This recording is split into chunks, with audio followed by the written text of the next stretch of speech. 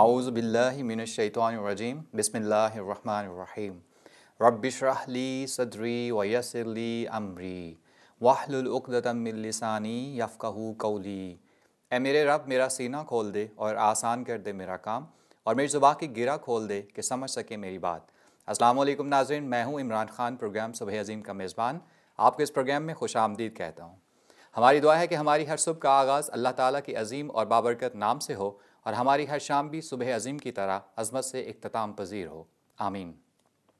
ناظرین، ارشاد ربانی ہے وَلَقَدْ يَسَّرْنَا الْقُرْآنَ لِلذِّكْرِ فَهَلْ مِن مُدَّكِرٍ، اور تحقیق ہم نے قرآن نصیحت کے لیے آسان بنایا، پس کوئی ہے جو اس سے نصیحت حاصل کرے۔ ناظرین، قرآن کریم بلا شبہ کتاب رشد و ہدایت ہے، مگر ان کے لیے جو اس سے نصیحت حاصل کرنا چاہتے ہیں۔ آئیے سنتے ہیں تلاوت کلام پاک۔ اعوذ باللہ من الشیطان الرجیم،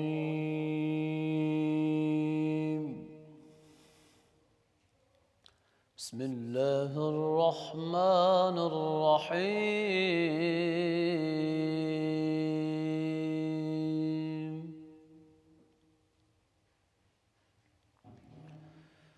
لإيلاف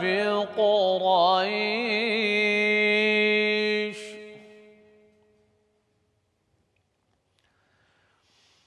إيلافهم رحلة الشتاء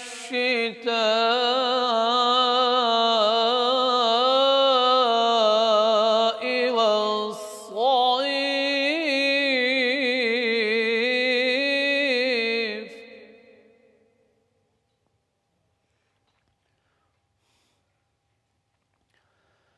فليعبدوا رب هذا البيت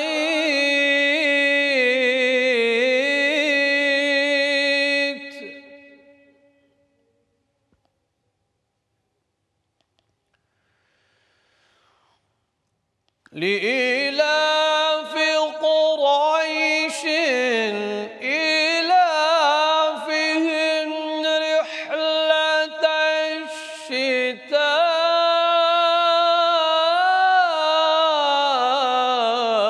والصيف،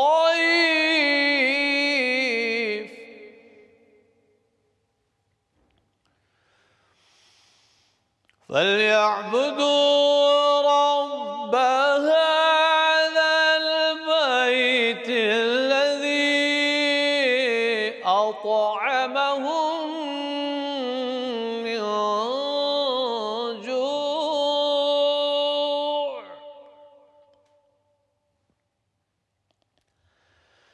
فليعبدوا رب هذا البيت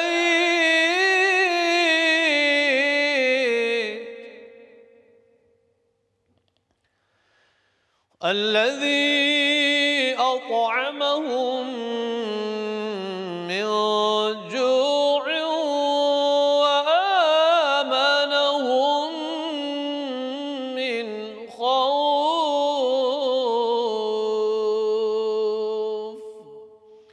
صدق اللہ العظیم۔ ماشاء اللہ، سبحان اللہ۔ ناظرین، ارشاد ربانی ہے وَمَا أَرْسَلْنَاكَ إِلَّا رَحْمَةً لِلْعَالَمِينَ، اور نہیں بھیجا ہم نے آپ کو مگر تمام جہانوں کے لیے رحمت بنا کر۔ ناظرین، اسلام دین رحمت ہے، اور اس کی رحمت کا دائرہ صرف عالم انسانی کے لیے مختص نہیں بلکہ یہ تمام جہانوں کے لیے رحمت ہے۔ اللہ تعالیٰ نے رسول اکرم صلی اللہ علیہ وسلم کو رحمت للناس نہیں، رحمت للعالمین کہا ہے۔ سو جہاں انسان آپ صلی اللہ علیہ وسلم کی رحمت کے حقدار ہیں، وہیں حیوانات اور چرند پرند بھی آپ کی رحمت کے حقدار ہیں۔ ناظرین، ہم اپنے آج کے پروگرام میں بات کریں گے حیوانات کے حقوق پر، اور اس پر بات کرنے کے لیے ہمارے ساتھ موجود ہیں ہمارے ہر دل عزیز پروگرام صبح عظیم کے روح رواں اور ہمارے مستقل مہمان پروفیسر ڈاکٹر محمد عظیم فاروقی صاحب۔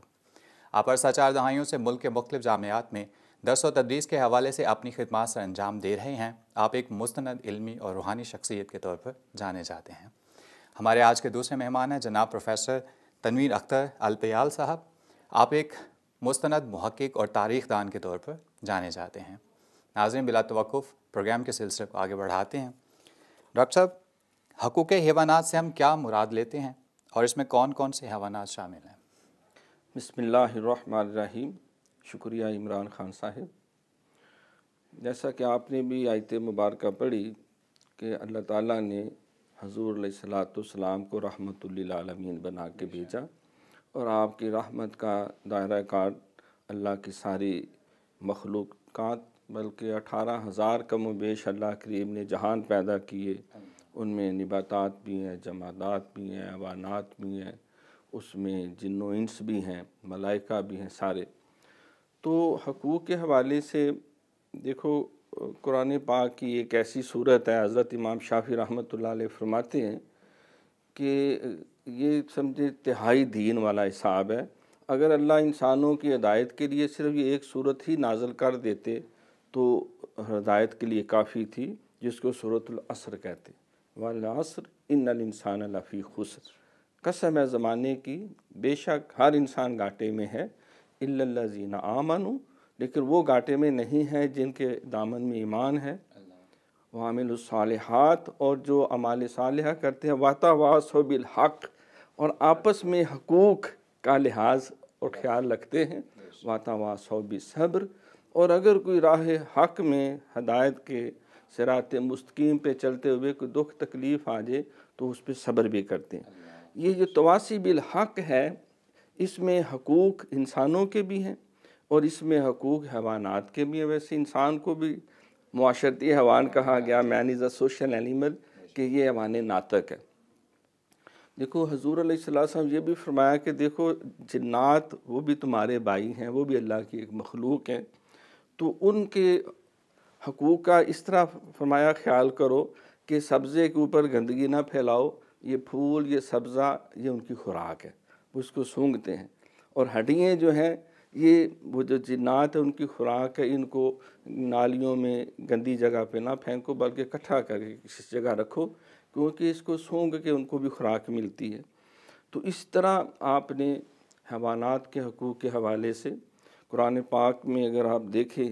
تو متعدد صورتیں ہیں، جس میں سورۃ الفیل ہے، ہاتھی والی، سورہ نحل ہے جس کے اندر شہد کی مکھی ہے، سورہ نمل ہے، چونٹی والی صورت جو ہے، اسی طرح جو ہے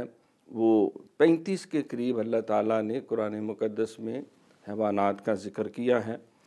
تو جب ہم انسانوں کے حقوق کا ذکر کرتے ہیں مختلف حیثیتوں سے، ماں کی حیثیت سے، بیٹی کی حیثیت سے، اور بیوی کی حیثیت سے، بزرگوں کے، غلاموں کے، سب، تو اسی طرح جو حیوانات ہیں ان کے حقوق کے بارے میں بھی حضور علیہ الصلوۃ والسلام کے واضح تعلیمات اور احکامات ہیں، اور اللہ نے مجاہدین کے گھوڑوں کی شان بھی قرآن میں بیان کی، والعادیات ضبحا فالمغیرات صبحا، تو وہ بھی اس میں ذکر ہے۔ پھر جو قربانی کے جانور ہیں تو ان کو شاعر اللہ کہا کہ یہ اللہ تعالیٰ کی شاعر ہیں، ان کا بھی احترام جو ہے تمہارے لیے ضروری ہے۔ تو اس اعتبار سے ہم جانوروں کو ہم 2 کیٹیگریز بلکہ 3 میں بانٹ سکتے ہیں۔ ایک وہ حیوانات جن کی قربانی دی جاتی ہے، عید قربان کے موقع پر حجاج کرام بھی دیتے ہیں، جس میں اونٹ اور اونٹنی آ جاتی ہے، بھیڑ اور مینڈا آ جاتا ہے، بکری اور بکرا آ جاتا ہے، گائے اور بیل ہے، بھینس اور بھینسا ہے، تو ان کی باقاعدہ قربانی بھی جو ہے وہ مسلمان ہر سال پیش کرتے ہیں۔ چھوٹے جانوروں میں 1 قربانی ہے، جو بڑے جانور ہیں اس میں 7 قربانی ہوتی ہیں، تو ان کے اپنے حقوق ہیں۔ پھر وہ حیوانات جو حلال ہیں، جن کا گوشت کھانا، جن کا شکار کرنا جو ہے وہ حلال اور جائز ہے، ان کی کیٹیگری ہے۔ پھر وہ حیوانات ہیں وہ بھی حیوانات لیکن وہ حلال نہیں ہیں، ان کا گوشت کھانا اور ان کا شکار تو ویسے ہی منع ہے، اس لیے کہ ان کا آپ گوشت استعمال نہیں کر سکتے، تو صرف تفریح کے لیے جو ہے وہ ان کا شکار کرنا، خنزیروں کو مارنا، کتوں کو مارنا، اور اس طرح جو بہت سارے دیگر درندے ہیں، چیتا ہے، شیر ہے، ان کی ایک اپنی لائف ہے، وہ جنگلوں کے اندر رہتے ہیں، تو ان کا شکار کرنا تفریح کے لیے، اس کے لیے بھی کوئی شریعت میں گنجائش نہیں ہے۔ تو حضور علیہ الصلوۃ والسلام نے اس حوالے سے آپ کی بہت ساری احادیث ہیں کہ آپ نے فرمایا کہ ارحموا من فی الارض یرحمک من فی السماء، جو زمین میں ہیں تم ان پہ رحم کیا کرو، آسمان والا تم پہ رحم کرے گا، من لا یرحم لا یرحم، جو اللہ کی مخلوق دوسروں پہ رحم نہیں کرتا اللہ اس پہ جو ہے وہ رحم نہیں کرے گا۔ ایک عورت کو اس لیے جہنم میں بھیج دیا کہ اس نے ایک بلی کو باندھ دیا اور وہ بھوکی پیاسی جو ہے وہ تڑپ تڑپ کے اس نے جان دے دی۔ ایک اونٹ نے آپ کی شکایت کی تو حضور نے فرمایا خبردار اونٹوں کے اوپر غیر ضروری بوجھ نہ لادو، ان کی خوراک کا، ان کے آرام کا، تمام جانوروں کا، چاہے گھریلو جانور ہوں پالتو جانور ہوں،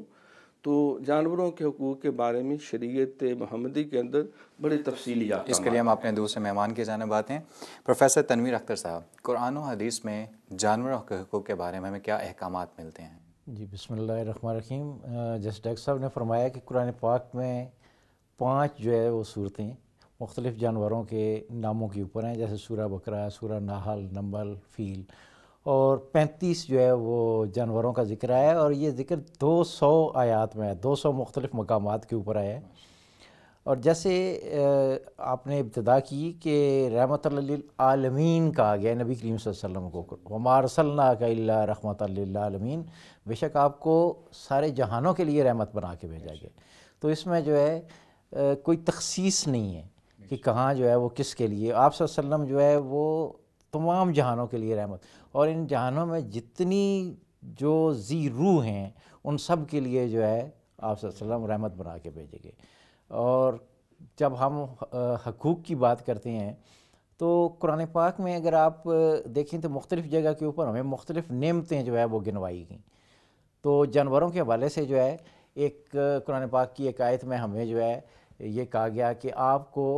ان سے غذا ملے گی، آپ کو ان سے جو ہے وہ بچھونے ملیں گے، آپ کو ان سے جو ہے وہ پوشاک ملے گی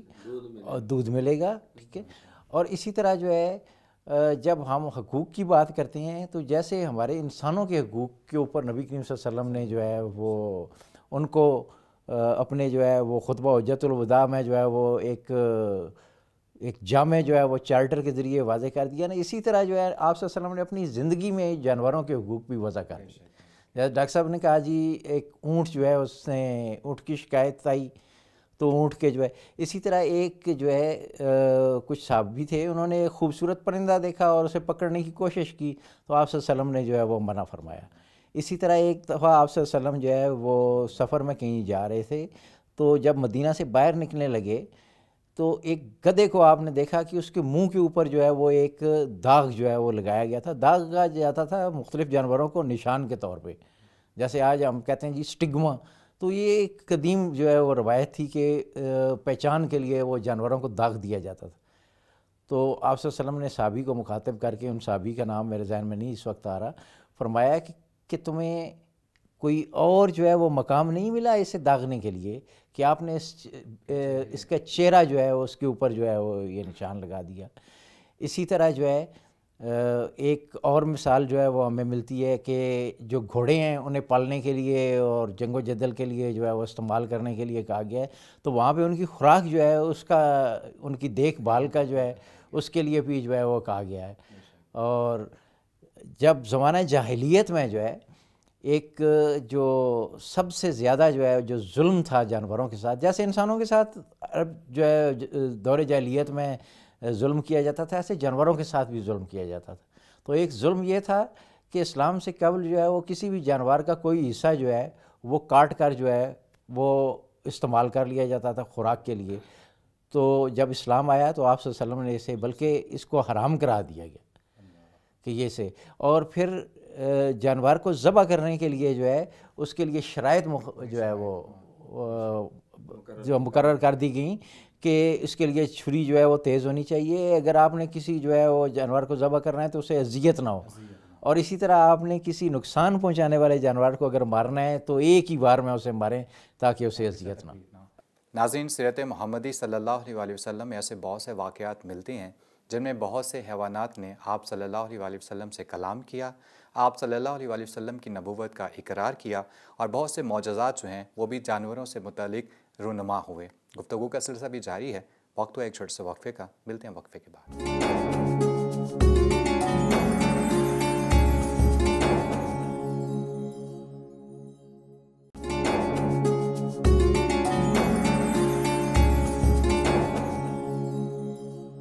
ناظرین وقفے کے بعد آپ کو دوبارہ خوش آمدید کہتے ہیں، پروگرام کے سلسلے کو آگے بڑھاتے ہیں۔ ڈاکٹر صاحب، حقوق حیوانات کی ادائیگی سے فرد اور معاشرے میں کیا مثبت اثرات مرتب ہو سکتے ہیں؟ حضور علیہ الصلوۃ والسلام کے صحابہ میں ایک بڑا معتبر نام ہے جن کا حافظہ بھی ضرب المثل ہے، حضرت سیدنا ابو ہریرہ رضی اللہ تعالیٰ عنہ، یعنی بلیوں کا باپ۔ عبد الرحمن ویسے ان کا نام تھا، لیکن وہ بلیوں سے بہت محبت اور پیار کرتے تھے، تو سرکار نے محبت سے کہہ دیا، اور علی پاک وہ مٹی گوند رہے تو ابو تراب کہا، تو آپ کو وہ نام پسند آ گیا۔ وہ سرکار کے ایک صحابی تھے، تو وہ نوعمر تھے، تو انہوں نے ایک ممولہ ایک پرندہ پالا ہوا تھا، تو وہ اسے اپنے ساتھ پنجرا لیے پھرتے اور پیار بھی کرتے تھے۔ تو حضور علیہ الصلوۃ والسلام کو پتہ چلا کہ وہ فوت ہو گیا ہے، تو آپ جب ادھر سے گزرے تو اسپیشلی اس کے ممولہ جو ہے اس کے پرندے کا ذکر کیا، بھئی وہ تمہارے پرندے کا کیا بنا؟ وہ غمزدہ ہو کہ حضور وہ تو جو ہے وہ فوت ہو گئی، یعنی آپ نے اس کی دل جوئی کی۔ تو اسلامی تعلیمات میں جو ہے وہ انفرادی طور پہ سرکار جب کسی سواری پہ تشریف رکھتے تو اللہ اکبر، آپ اس کو پہلے ہاتھ سے پیار کرتے، بلکہ آپ حیران ہوں گے کہ اپنی چادر مبارک سے اس کا منہ ناک وغیرہ بھی صاف کرتے، اس کو تھپکی دیتے، اور بڑے پیار سے پھر اس کے اوپر آپ تشریف فرما ہوتے، اور ان کو کوئی ایسی مشقت، کوئی ایسی اذیت جو ہے اس سے نہ گزرنے دیتے۔ تو اسی طرح آپ کے جو صحابہ کرام تھے ان کی سیرت میں بھی یہی چیز آگے چلی،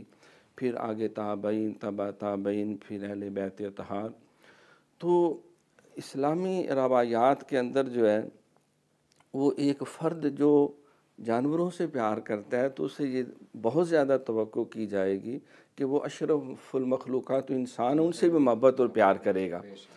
تو یہ انفرادی جو اللہ کی مخلوق کے ساتھ محبت پیار جو ہے، حضور علیہ الصلوۃ والسلام فرماتے ہیں کہ ایک شخص کی اللہ نے اس وجہ سے بھی پرسش کی، اس کا جو ہے وہ گرفت کی کہ اس نے ایک چونٹی کو خام خواہ میں جلا دیا۔ تو جانوروں کو اذیت دینے سے بھی آپ علیہ الصلوۃ والسلام نے منع کیا، بلکہ کچھ لوگ درخت سے ایک جانور کو باندھ کے وہ تیر کی مشق کرنا چاہ رہے تھے، سرکار نے دیکھا تو سخت ناراض ہوئے، اور آپ نے لعنت فرمائی کہ جو اس مقصد کے لیے جانوروں کو جو ہے وہ استعمال کرتے ہیں۔ تو ایک چڑیا نے آ کے ایک دفعہ شکایت کی کہ آپ کے کوئی صحابہ نے میرے بچوں کو نکال لیا گھونسلے سے، تو آپ نے فوراً ان کو کہا واپس گھونسلے میں چھوڑ کے آؤ۔ وہ پھر شکریہ ادا کرنے کے لیے بھی سرکار کی خدمت میں آئے۔ تو آج ہم یہ دیکھتے ہیں کہ بعض کو یہ کہا جاتا ہے کہ مسلمان نعوذ باللہ جو ہے شاید یہ بہت سخت مزاج ہیں، یا ان کا دین بہت سختی پہ مبنی ہے۔ بھئی ایسی بات نہیں ہے، انسان تو رہے انسان۔ ہمیں حضور علیہ السلام سیرت و جانوروں کے ساتھ بھی اتنی محبت اور پیار کا درس ملتا ہے۔ علامہ اقبال نے ایک حدیث شریف پڑھی تو بے ہوش ہو گئے،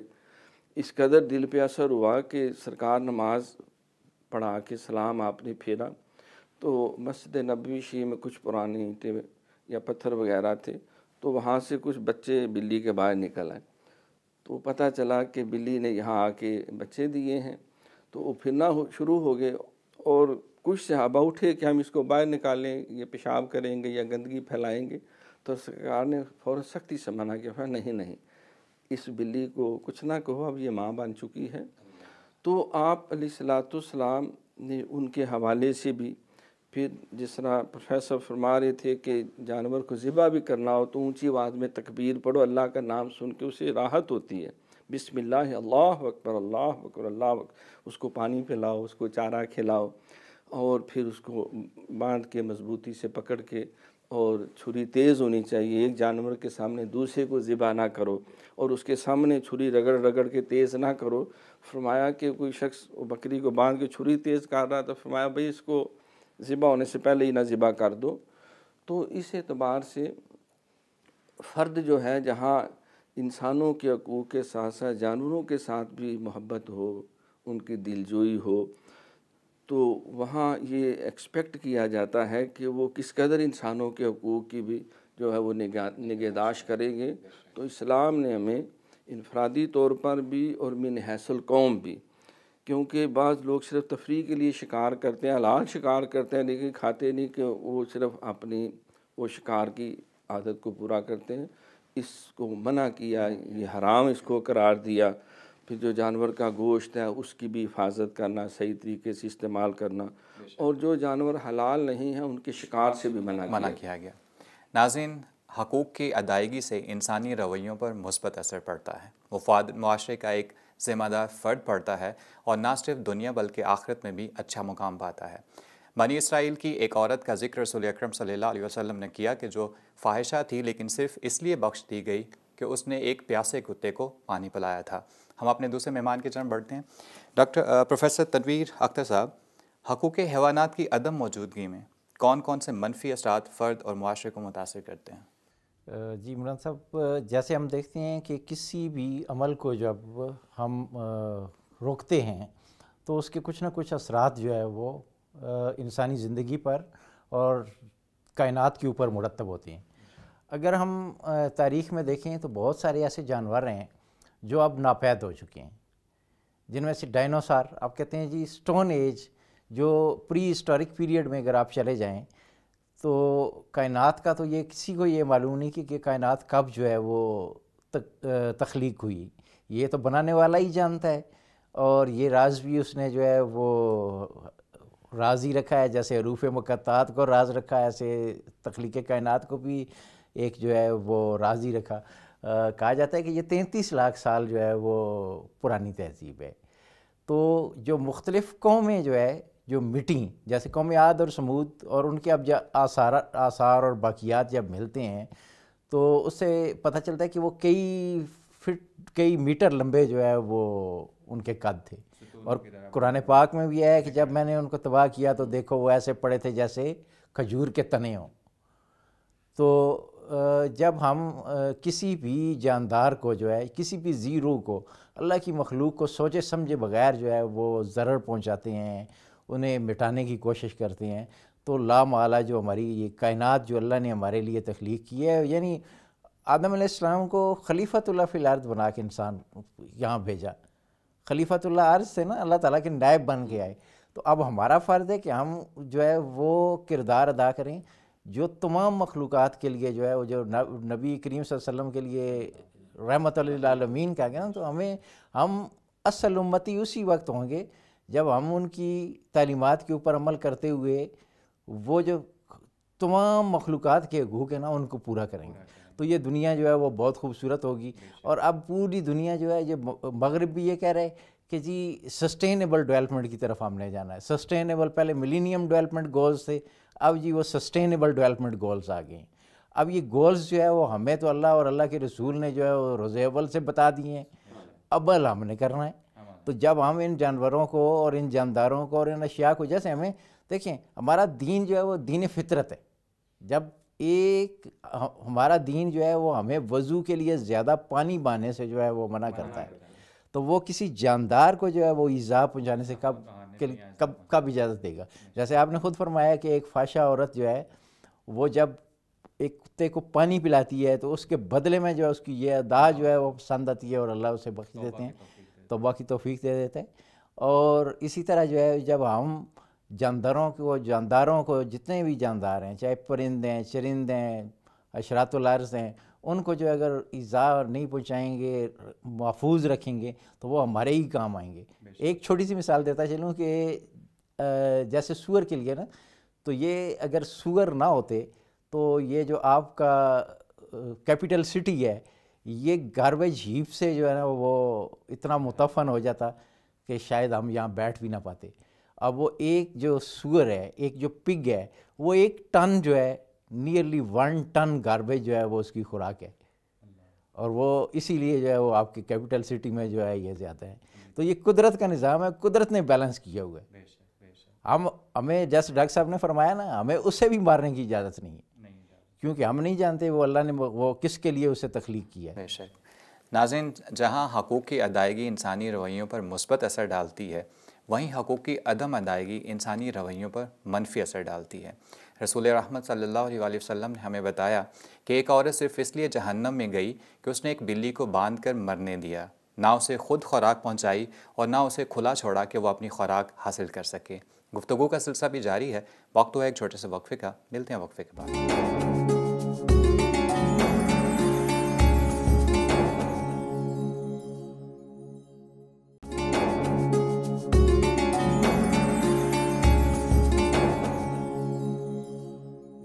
کون ہو مسند نشی خاک مدینہ چھوڑ کر، خلد دیکھے کون کوئی شاہ بطحا چھوڑ کر۔ ناظرین، وقفے کے بعد آپ کو دوبارہ خوش آمدید کہتے ہیں۔ پروگرام کا سلسلہ بھی جاری ہے، مگر وقت ہوا ہے نعت رسول مقبول صلی اللہ علیہ وآلہ وسلم کا۔ آئیے سنتے ہیں آج کا نعتیہ کلام۔ لا مدینے کی تجلی سے لگائے ہوئے ہیں، لا مدینے کی، لا مدینے کی تجلی سے لگائے ہوئے ہیں، دل کو ہم مت لائے انوار بنائے ہوئے ہیں، دل کو ہم مت لائے انوار بنائے ہوئے ہیں، لو مدینے کی کشتیاں اپنی کنارے سے لگائے ہوئے ہیں، کشتیاں اپنی کنارے سے لگائے ہوئے ہیں، کیا وہ ڈوبے جو محمد کے ترائے ہوئے ہیں، لو مدینے کی تجلی سے لگائے ہوئے ہیں،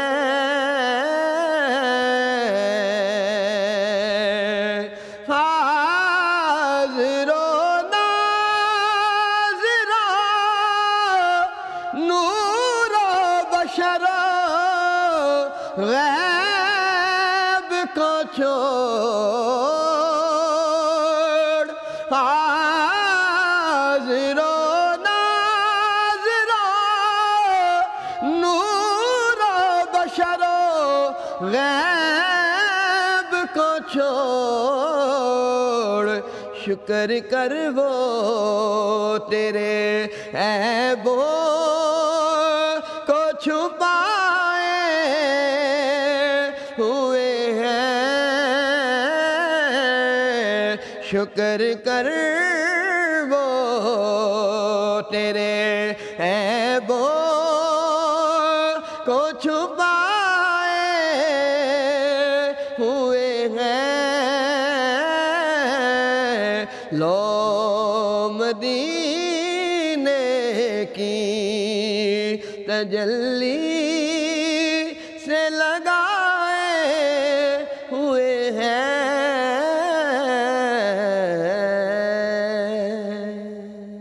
سبحان اللہ، ماشاء اللہ۔ ناظرین، پروگرام کے سلسلے کو آگے بڑھاتے ہیں۔ ڈاکٹر صاحب،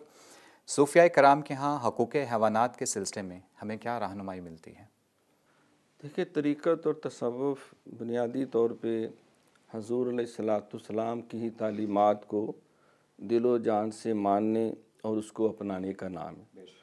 جن کا بنیادی وصف جو ہے وہ سادگی ہے، طہارت ہے، پاکیزگی ہے، قلب و روح کو ہر قسم کی روحانی بیماریوں اور علائشوں سے پاک کرنا ہے، اور اس کے بعد اللہ کی مخلوق کی خدمت کرنا ہے۔ خدمت جو ہے یہ اوڑھنا بچھونا ہے طریقت اور تصوف کا، اس میں انسان بھی ہیں، اس میں جانور بھی ہیں، اللہ کی ساری مخلوقات شامل ہے۔ سرکار کی رحمت للعالمین کا فیض عملی طور پہ دیکھنا ہو تو وہ اللہ والوں کی مجلس و صحبت ہے۔ اسی لیے قرآن میں بھی اللہ نے فرمایا کہ فَاسْأَلُوا أَهْلَ الذِّكْرِ إِن كُنتُمْ لَا تَعْلَمُونَ، جو اہل ذکر ہیں، جو اللہ کے ذکر میں اپنے آپ کو مصروف رکھتے ہیں، زبانی طور پہ، جسمانی طور پہ، عملی طور پر، تو حضور علیہ الصلوۃ والسلام کے سیرت میں ہم دیکھتے ہیں کہ آپ کس طرح جانوروں سے پیار بھی کرتے تھے، دل جوئی بھی کرتے تھے، ان کے حقوق کے لیے آپ نے بے شمار تعلیمات ارشاد فرمائی۔ تو ایک یہ بھی روایت ہے کہ ایک دراز گوش تھا آپ کا ڈونکی جو ہے، آپ اس پہ بھی پیار اور محبت سے سواری فرماتے تھے، بلکہ اس نے خود خواہش ظاہر کی کہ میں اس نسل سے ہوں جس پہ حضرت عیسیٰ روح اللہ علیہ السلام نے سواری کی تھی، تو میری خواہش ہے کہ آپ مجھ پہ بھی سواری فرمائیں تاکہ میں جو ہے وہ معزز ہو جاؤں۔ تو آپ بعض کا صحابہ کو بلوانے کے لیے کسی خاص صحابی کو، تو اس کو اشارہ کیا جاتا، اس کو بتایا جاتا کان میں کہ فلاں صحابی کو بلانا، تو وہ اس طرح بھاگتا ہوا جاتا ہے جس طرح کوئی بڑا دانشور ہوتا ہے، اور جا کے اسی صحابی کا دروازہ کھٹکھٹا کے یا اس کو آگاہ کرتا کہ سرکار تمہیں یاد کر رہے ہیں۔ تو صوفیانہ روایات میں ہم دیکھتے ہیں حضرت خواجہ باجدید بستامی رحمۃ اللہ علیہ، ان کی سیرت میں ہمیں ایک بڑا اہم واقعہ ملتا ہے کہ آپ جمعے کے لیے صاف ستھرے کپڑے پہن کے تشریف لے جا رہے تھے، تو دیکھا کہ کسی پانی کے جوہر سے ایک ڈاگ کتا نکلا اور وہ دوڑتا ہوا جا رہا ہے۔ جب لوگوں نے دیکھا تو لوگ دوڑ کے دائیں بائیں ہو گئے، کوئی اونچی جگہ پہ چڑھ گیا کہیں ہمارے کپڑے یا جسم کو پلید نہ کر دے پانی گرنے کی وجہ سے۔ تو حضرت خواجہ باجدید بستامی رحمۃ اللہ علیہ بھی اسی وہ بھاگ دوڑ لوگ کر رہے، تو آپ بھی دوڑ کے ایک سائڈ پہ اونچی جگہ پہ کھڑے ہو۔ کتا گزرتے گزرتے رک گیا اور حضرت خواجہ باجدید بستامی رحمۃ اللہ علیہ کی طرف متوجہ ہوا۔ اللہ نے اس کو قوت گویائی عطا کی۔ اس نے کہا کہ تو نے مجھے حقیر سمجھا، گھٹیا سمجھا اور مجھ سے بچنے کے لیے دوڑ کے دور ہو گیا ہے، تو نے اپنے دل پہ مجھے گھٹیا سمجھ کے جو سیاہی لگائی ہے، میرے اگر چھینٹے پڑ بھی جاتے تو صوفی ہے، درویش ہے، تو دل کے پاک صاف ہو جانے تھے۔ تو وہ سیاہی جو تو نے مجھے حقیر سمجھا ہے کہ اللہ کی مخلوق میں بھی شامل ہوں، تو اس سیاہی کو کیسے تم دھوؤ گے؟ تو آپ کثرت سے روتے تھے یہ واقعہ یاد کر کے۔ اور ایک ہمیں یہ بھی روایت ملتی ہے کہ حضرت موسیٰ علیہ السلام، یہ ہمیں حکایات مولانا روم میں ایک دن بیٹھے ہوئے دیکھا کہ ایک چھپکلی ہے، تو اللہ سے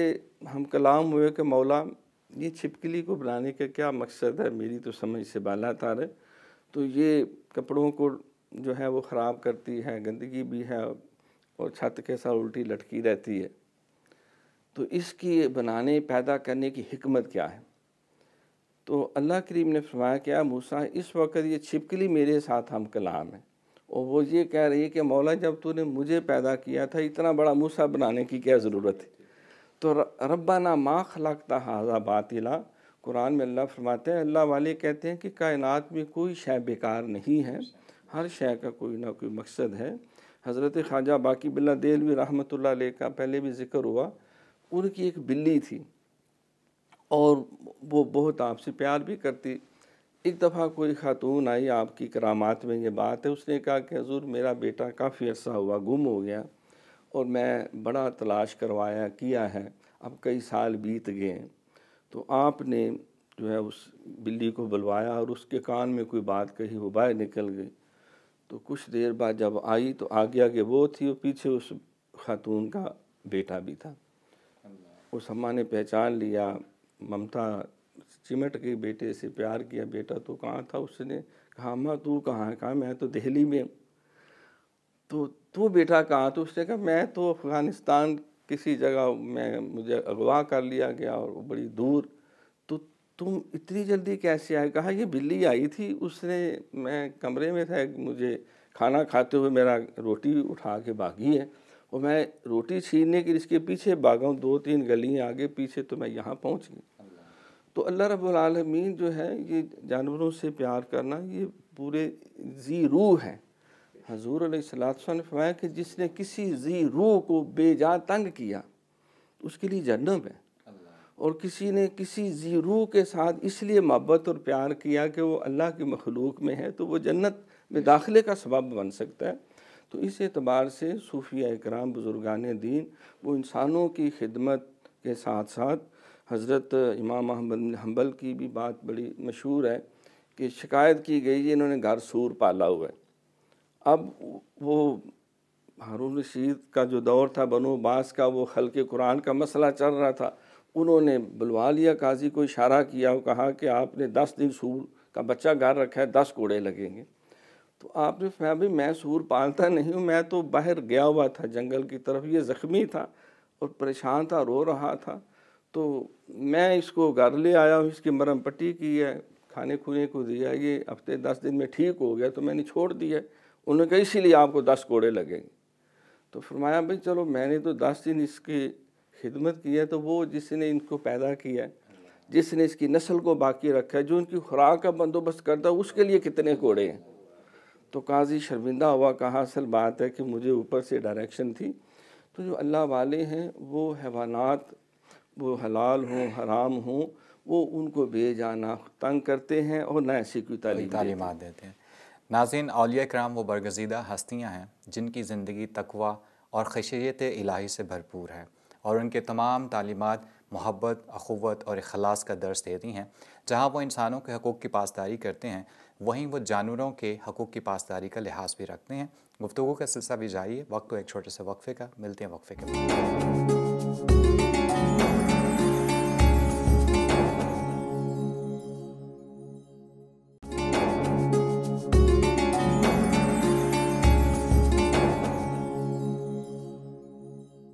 ناظرین، وقفے کے بعد آپ کو دوبارہ خوش آمدید کہتے ہیں۔ پروگرام کے آخری حصے کی طرف بڑھتے ہیں۔ پروگرام کے آخر میں ہم اپنا آخری سوال اپنے دونوں معزز مہمانان گرامی سے کرتے ہیں، اور ہمارا آج کا آخری سوال ہے، نوجوان نسل میں حقوق حیوانات کے ضمن میں مثبت رویے کیسے پیدا کیے جا سکتے ہیں؟ جی پروفیسر تنویر اختر صاحب۔ کسی بھی معاشرے میں جب آگہی کا کام شروع کیا جاتا ہے تو اس میں کچھ ایسے عوامل ہیں جن کو مد نظر رکھنا بہت ضروری ہے۔ اگر ہم قرآن و سنت کی روشنی میں جب یہ دیکھتے ہیں کہ ہمیں جو ہے جانوروں کے ساتھ جو ہے نرمی برتنے کا جو ہے وہ کہا گیا ہے، اور جیسے ڈاکٹر صاحب نے بھی مثال دی کہ جی جب قربانی کے لیے جانور کو جو ہے دوسرے جانور کے سامنے ذبح نہیں کرنا، چھری اس کے سامنے تیز نہیں کرنی، اور اس طرح کی جو چیزیں ہیں وہی انہی کو بنیاد بنا کے ہم جو ہے اپنے بچوں کی تربیت کر سکتے ہیں۔ مثلا اگر کوئی بھوکا پیاسا کتا یا پلا یا کوئی جو بلی ہے وہ ہمارے مطلب قرب و جوار میں ملتی ہے، تو ہم بچوں کو کہیں کہ جی اس سے کچھ جو ہے وہ خوراک جو ہے ڈال دیں، یا اسے پانی کا جو ہے وہ کچھ بندوبست کر دیں۔ اور اسی طرح جو ہے جو آپ دیکھیں جتنا جو خانقاہی نظام ہے نا، یہ تربیت کا ایک بہترین جو ہے وہ مرکز ہے۔ جہاں بھی آپ جائیں گے نا خانقاہوں کے اوپر، وہاں پہ آپ کو مختلف جو ہے وہ پرندے نظر آئیں گے، اور پرندے وہاں موجود ہوں گے، جیسے کبوتر ہیں وہاں آپ کو ملیں گے، چڑیاں آپ کو وہاں پہ ملیں گی، اور ان کے لیے جو ہے وہ دانہ جو ہے مختلف لوگ لاتے ہیں اور وہ ڈال دیتے ہیں۔ اسی طرح اگر آپ جاتے ہیں مطلب عمرہ کے لیے یا حج کے لیے، تو آپ دیکھتے ہیں کہ وہاں پہ جو ہے مکہ مکرمہ میں خانہ کعبہ میں آپ کو جو ہے وہ کبوتر ملتے ہیں۔ تو یہ ہمارے مذہب کا ایک بہترین جو ہے وہ آپ مثال اس کو جو ہے وہ بنا سکتے ہیں، اور بچوں کو اسی بنیاد کے اوپر جو ہے وہ آپ قائل کر سکتے ہیں کہ جب وہاں پہ آپ دیکھیں کہ جی وہ کبوتر چوک اب جو ہے وہ مشہور ہے مکہ مکرمہ میں بھی اور مدینہ منورہ میں بھی، اور وہاں پہ لوگ جو ہے وہ دانہ ڈالتے ہیں، ان کو دانہ ڈالنے سے جو ہے وہ کیا ایک صرف آپ کو ایک روحانی جو ہے وہ تسکین حاصل ہوتی ہے۔ اسی طرح اگر آپ صرف ایک مٹھی جو ہے وہ باجرہ اپنے گھر کی چھت کے اوپر ڈال دیتے ہیں، تو جو چرند پرند آ کے اسے کھاتے ہیں، یہ بھی بچوں کی تربیت کا ایک جو ہے وہ ذریعہ ہے۔ یا آپ گرمیوں میں جو ہے ان کے لیے پانی کا بندوبست کر دیتے ہیں چھت پہ، یا اپنے سین کے جو ہے وہ گھر کے سین میں یا لان میں آپ جو ہے وہ بندر رکھ دیتے ہیں پانی کا، اور ان کے لیے کچھ دانہ دن کا اس میں ڈال دیتے ہیں، تو یہ بچوں کو جو ہے وہ موٹیویٹ کرے گا۔ اس کے علاوہ کچھ بچے جو ہے کچھ پالتو جو ہے وہ پرندے اور جانور اور وہ اس طرح کی چیزیں رکھتے ہیں، یہ بھی جو ہے وہ جانوروں کے ساتھ جو ہے حسن سلوک کی ایک بہترین جو ہے وہ مثال ہے۔ اس سے بھی جو ہے وہ آپ بچوں میں جو ہے وہ رغبت پیدا، جیسے دوسرے مشاغل ہیں ان کے اوپر جو ہے وہ جس طرح وہ پیسہ خرچ کرتے ہیں اور جس طرح جو ہے ان کے لیے، تو بچوں کو یہ ترغیب دینے کا ایک بہترین ذریعہ ہے، اور اس سے جو ہے ان میں یہ چیزیں جو ہے وہ پیدا کی جا سکتی ہیں، اور اس طرح جو ہے وہ ان کو ہم ایک اپنی زندگی کا جو ہے ایک حصہ بنا سکتے ہیں، اور دوبارہ سے جو ہے کچھ ایسی روایات ہیں جو مٹ رہی ہیں ان کو دوبارہ سے جو ہے وہ زندہ کر سکتے ہیں۔ جی ناظرین، آگاہی کا بہترین ذریعہ یہ ہے کہ ہر زیرو کے حقوق کا خیال رکھا جائے۔ ہم اپنے دوسرے مہمان کی جانب بڑھتے ہیں۔ ڈاکٹر صاحب، آپ اس ضمن میں کچھ کہنا چاہیں گے؟ حضور علیہ الصلوۃ والسلام کی جو ہجرت مدینہ ہے، جس سے تاریخ اسلامی کا بھی تعین کیا جاتا ہے، اور جو ایک سنگ میل ہے۔ اب اگر دیکھیں کہ آپ نے غار ثور میں جو پناہ لی، تو کفار و مشرکین اور سرکار کے درمیان صرف ایک کبوتری کے انڈے تھے، یا وہ مکڑی کا جالا تھا تھوڑا سا۔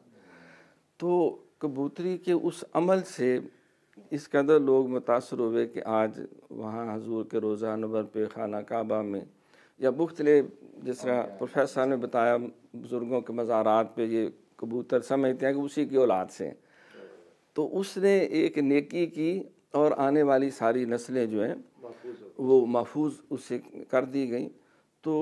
نوجوانوں کو یہ تعلیم دینا بہت ضروری ہے۔ اس ضمن میں کچھ اپنے شرعی جو احکامات ہیں وہ بھی ہمیں پیش نظر رکھنے چاہیے۔ حضور علیہ الصلوۃ والسلام نے منع کیا یہ جو مرغوں کو لڑاتے ہیں، بٹیروں کو لڑاتے ہیں، کتوں کو لڑاتے ہیں، یا جو جانوروں کو جوے کے لیے دوڑ کے گھڑ دوڑ کے لیے استعمال کرتے ہیں، تو اسلامی شریعت کے اندر اس کی گنجائش نہیں ہے۔ ان کو بے جا اذیت میں مبتلا کرنا، تکلیف میں مبتلا کرنا، یا اس سے کوئی آرام کام جوے بازی کا جو ہے وہ کام کرنا۔ پھر دیکھو ہماری اسلامی روایات میں باقاعدہ ذبح کا ایک طریقہ ہے۔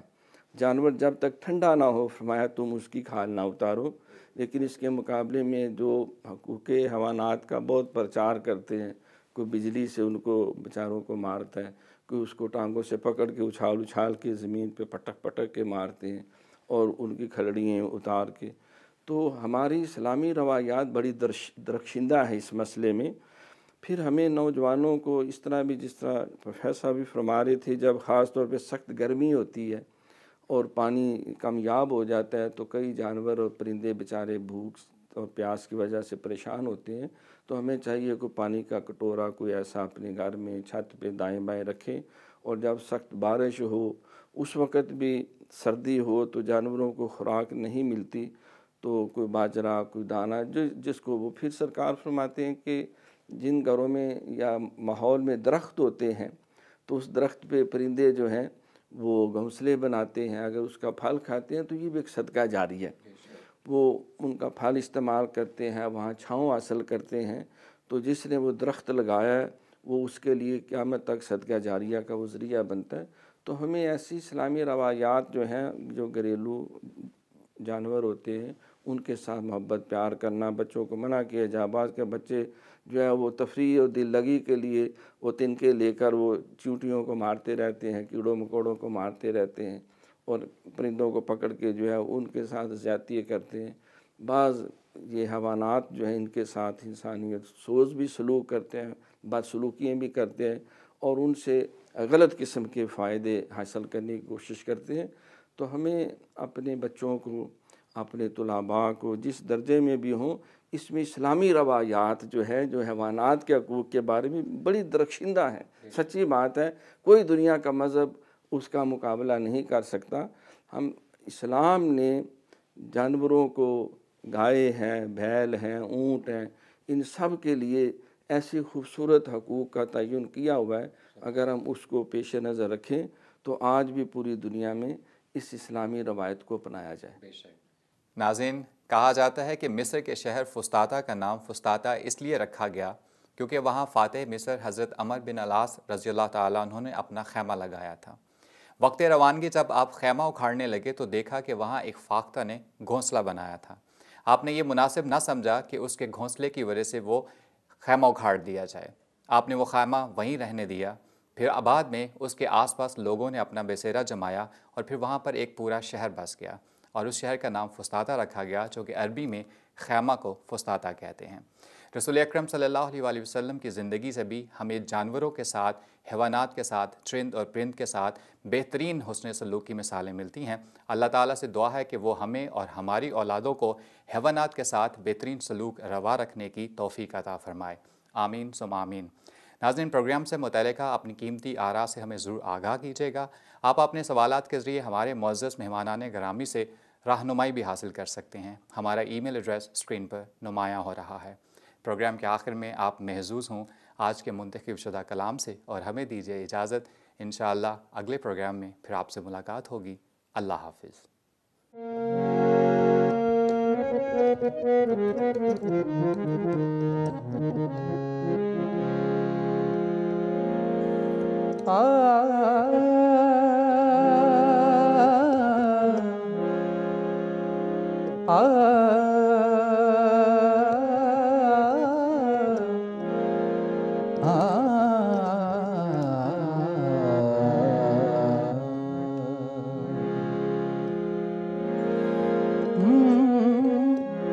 تو کریمی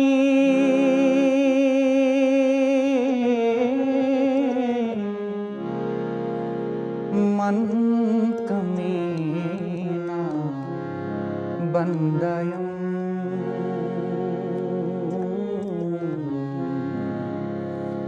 لیکن از لطف شما پروردیم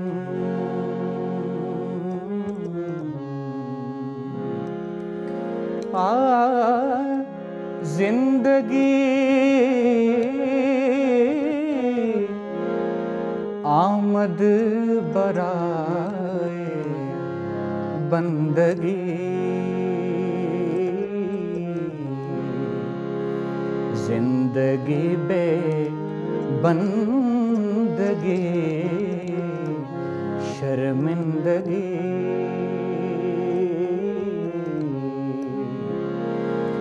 یاد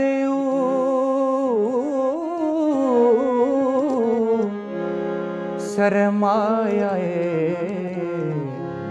ایمان بود،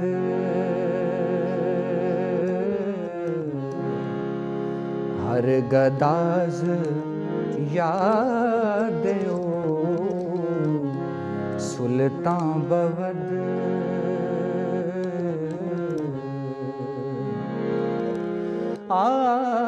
سیدو سیدو سرور محمد نور جان،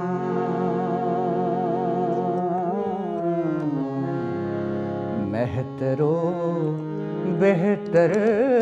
شفیع مجرمان،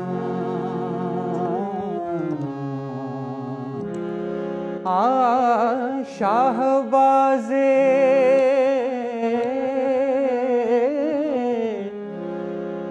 شاہباز لامکانی جانے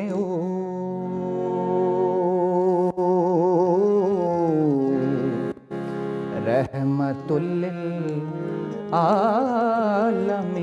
در شان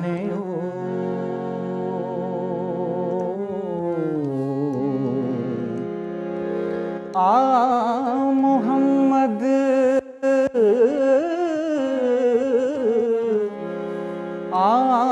محمد